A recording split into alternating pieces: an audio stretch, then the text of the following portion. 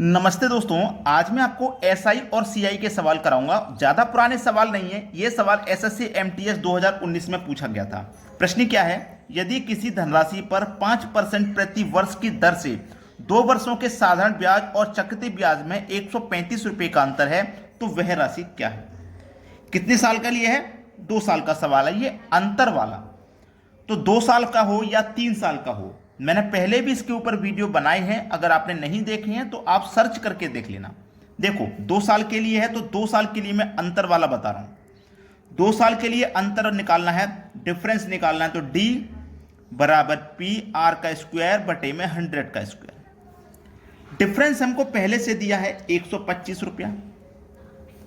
Principal निकालना है, जबकि रेट 5 का है तो 5 का स्क्वायर कर दो 25, 100 का स्क्वायर कर दो 10,000। ठीक है, यहां तक किसी को कोई समस्या? 25 से 125 5 बार में कटेगा। 10,000 का गुना 5 से कर दो 50,000 हो जाएगा। ठीक है, इधर क्या बचा पी। हमें प्रिंसिपल ही तो पता करना था, तो प्रिंसिपल हमारा 50,000 निकल के आ गया। मतलब पहला ऑप्शन ये सवाल का सही जवाब है।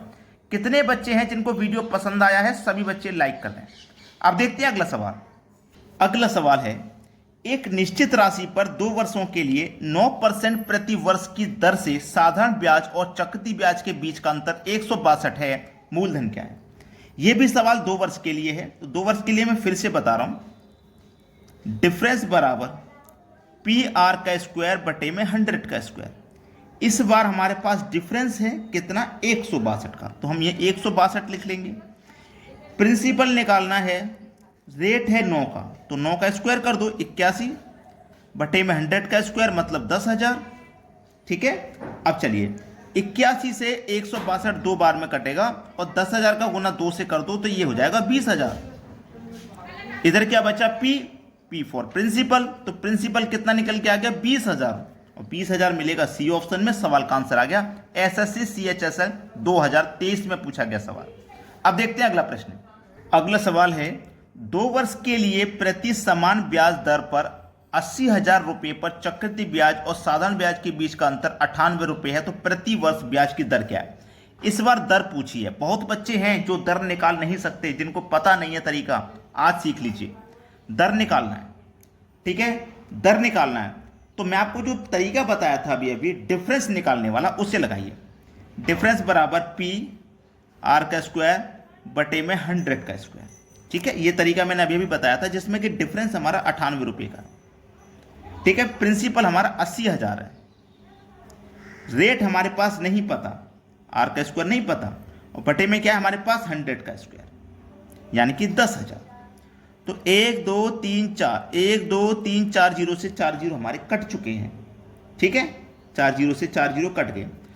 अब देखो इसको मैं कटाऊंगा, 4 से कटाऊंगा या 2 से कटा लूँ। 2 से कटाऊंगा इसको मैं तो ये 4 बार में कट जाएगा 8, और 2 से इसको कटाऊंगा तो ये 49 टाइम में कट जाएगा। ठीक है, कट गया। देखो इधर क्या है? 49।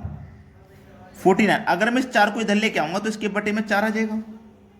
अब देखो ये क्या है? आर का स्क्वायर। जब आर का स्क्वायर है ना, इधर है आर का स्क्वायर। अब मैं आर के स्क्वायर को इधर लेके आऊँ, इस स्क्वायर को यहां से हटा के बॉर्डर पार करके इधर लाऊंगा तो इसके ऊपर स्क्वायर रूट का साइन लग जाएगा। तो 49 का स्क्वायर रूट 4 और 7 और 4 का स्क्वायर रूट 2 हो गया, यानी कि 7 के बटे में 2।